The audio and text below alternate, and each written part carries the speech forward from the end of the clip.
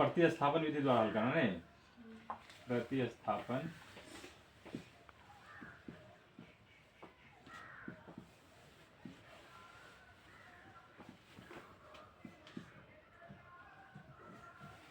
ये दो समीकरण दिया हुआ है, इसको कैसे हल करेंगे?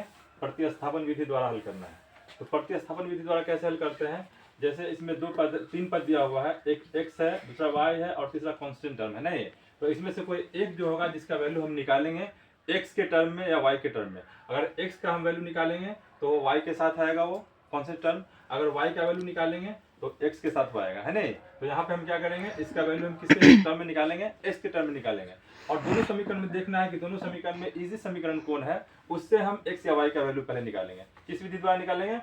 प्रतिस्थापन विधि द्वारा निकालेंगे, ठीक है ना। देखो तो हम पहला समीकरण जो है उसको हल कर रहे हैं, और उससे क्योंकि वो पहला समीकरण जो है वो इजी है। नीचे वाला जो दूसरा समीकरण है वो क्या है? 2x - 3y = 4 है, लेकिन ऊपर वाला समीकरण क्या है? x + y = 5 है। तो हम पहले समीकरण से x का मान निकालेंगे। किस विधि द्वारा? प्रतिस्थापन विधि द्वारा, ठीक है। x + y बराबर कितना है? 5 दिया हुआ है। तो यहाँ पर हम x का मान निकालेंगे तो क्या हो जाएगा? x = 5 - y। हम पहले ही बताएं कि जब इस साइड रहेगा, लेफ्ट साइड से साइड जब चेंज होगा, जब राइट हैंड साइड से लेफ्ट हैंड साइड में जाते हैं तो चिन्ह जो होता है वो चेंज हो जाता है नहीं। तो इधर y जो है ये माइनस में था, प्लस में था, तो इस साइड आया तो क्या हो गया? माइनस कर दिए। तो x का मान हमको कितना निकल गया है? 5 - y। ये x का मान निकला नहीं, लेकिन ये x का कंप्लीट मान नहीं है। क्यों? जो x और y का मान जो होता है वो कोई संख्या होता है, न कि x और y के टर्म में होता है। तो यह तो हमको कोई x का कोई कंप्लीट एक अंक तो हमको नहीं आया x का मान। तब x का मान निकालने के लिए हम क्या करेंगे? इसको हम कहाँ डालेंगे? इसमें समीकरण नंबर 2 में डालेंगे। क्यों डालेंगे? जिस समीकरण से हम x का वैल्यू अभी लिए हैं उस समीकरण में इस वैल्यू को नहीं डाल सकते हैं, ठीक है। तो इस वैल्यू को जब समीकरण 2 में डालेंगे तो यहाँ से हमको किसका मान निकल जाएगा? y का मान निकल जाएगा, बराबर है। लिखेंगे यहाँ समीकरण, इसको 3 लिख लेते हैं, ठीक है।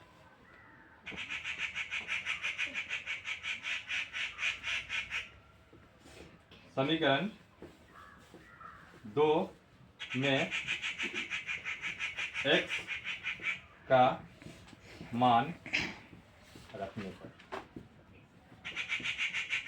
ठीक है। समीकरण 2 कौन सा है? इधर समीकरण 2, इसमें हम x का मान रखेंगे।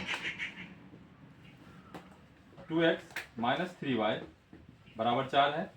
x का मान यहाँ दिया है, समीकरण 3 यहाँ दिया हुआ है x का मान, यहाँ से उठाएंगे उसको। 2 × 5 - y और -3y पहले से दिया है समीकरण में, तो लिखेंगे -3y = 4। समझ में आ रहा है?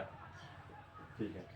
अब क्या करेंगे? ये 2 जो है इससे हम ये जो इसके अंदर जो ब्रैकेट के अंदर जो दिया हुआ है, जो अंक दिया हुआ है, इस सब क्या करेंगे? इस पूरे से गुना करना है इसको। किसको? इस 2 से ये पूरा गुना करना है। इसको नहीं करना है क्योंकि ये समीकरण के साथ है नहीं, और ये जो है ये x का मान है, इसलिए ये 2 से इस पूरे को हमको गुना करना है। तो कितना हो जाएगा? ये 2 पंचे 10 - 2y होगा ना, 2y होगा, और -3y बराबर कितना हो जाएगा? ये 4। अब देखो माइनस और माइनस को जोड़ेंगे तो क्या होगा? बोलो, माइनस में होगा, लेकिन दोनों क्या होगा? जुड़ जाएगा। हम क्या बोले थे? माइनस और माइनस को जोड़ते हैं तो क्या होता है? माइनस होता है। और प्लस को जोड़ेंगे तो क्या हो जाएगा? प्लस हो जाएगा। तो यहाँ माइनस माइनस को जोड़ेंगे तो कितना? यहाँ जो अंक लिखा हुआ है क्या है? 10 है, और यहाँ 2y -2y -3y तो कितना हो जाएगा? -5y बराबर कितना दिया हुआ है? 4 दिया हुआ है।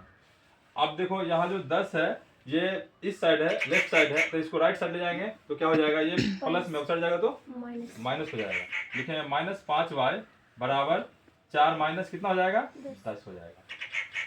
अब क्या है? -5y यहाँ लिखा हुआ है, और यहाँ 4 -5y = 4 - 10 लिखा हुआ है, तो 4 में से 10 घटाएंगे, घटेगा? नहीं घटेगा। लेकिन क्या करेंगे? घटेंगे, जो घटता जो है वो हमेशा बड़े अंक में से ही घटता है, लेकिन जिसका चिन्ह होता है उस चिन्ह के साथ लिखते हैं, है ना। तो यहाँ चिन्ह क्या? माइनस में लिखा हुआ है, इसलिए इसमें जो हम घटाएंगे उसमें क्या लगा देंगे? माइनस लगा देंगे। तो लिखेंगे -5y = -6, है ना।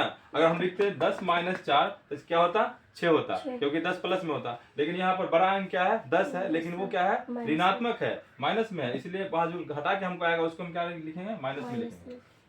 बराबर है। अब y बराबर क्या हो जाएगा, देखो यहाँ 5 जो है इसके साथ गुना में है, तो जब उस साइड जाएगा तो क्या हो जाएगा, वो भाग में जाएगा। तो यहाँ y बराबर क्या हो जाएगा, -6/-5, माइनस माइनस कैंसिल हो जाएगा, तो y बराबर कितना हो जाएगा, 6/5 हो जाएगा। ठीक है, ये हमको y का मान निकल गया। अब y के मान को समीकरण कहाँ, किस समीकरण में डालना है, समीकरण नंबर 3 में डालेंगे तो हमको x का मान निकल जाएगा। समझ में आ रहा है, कोई दिक्कत नहीं है, दिक्कत ठीक है। यहां लिखेंगे y के मान को समीकरण 3 में रखने पर, ठीक है, रखो। क्या लिखा हुआ समीकरण नंबर 3, x बराबर 5 माइनस वाई। y का मान कहाँ है, यहाँ देखो ये बॉक्स में है ना, जो मान निकलेगा x और y का उसको क्या करना है, बॉक्स में से डाल देना, ताकि वो इंडिकेट करता रहेगा, नहीं वो बता, उसे पता चलता है कि यहाँ पर x है, यहाँ पे y है, ये मान सब निकाल के रखे हुए हैं। इससे इजी हो जाता है कहीं पे उसको, उसके वैल्यू को पुट करने में, है नहीं। तो अब y के मान को हम समीकरण 3 में रखना है, समीकरण 3 ये है, तो y का मान कितना है, 6/5 है, तो x बराबर 5 माइनस 6/5। अब फिर वही हो गया, इसके नीचे नहीं पूछे तो क्या करेंगे, 1 डालेंगे, तो x बराबर क्या हो जाएगा, 1 और 5 का एलसीएम लेंगे तो कितना आएगा, 5 आएगा, तो 5 लिखेंगे। 1 में 5 से भाग देंगे कितना आएगा, 5 आएगा। फिर 5 को ऊपर वाले गुना करेंगे, जो अंश दिया हुआ है कितना हो जाएगा, 25। और उसके बाद फिर माइनस का चिन्ह है तो माइनस देंगे, घटा का चिन्ह है घटा देंगे यहाँ पे। फिर 5 से इस 5 में भाग देंगे, कितना हो जाएगा, 1 आएगा। और 1 को क्या करेंगे, फिर ऊपर वाले से गुना करेंगे, है ना, तो कितना आएगा हमको, 6 आएगा, तो यहाँ लिखेंगे 6। x बराबर कितना हो जाएगा, 25 में से 6 घटा देंगे कितना आएगा, 19 और नीचे कितना है, 5 है, तो लिखेंगे 5। तो हमको x का मान कितना आ गया है, 19/5, और y का मान कितना आ गया है, 6/5। ये प्रतिस्थापन विधि द्वारा हल किया गया है। ठीक है ना, समझ में आया सबको, ठीक है।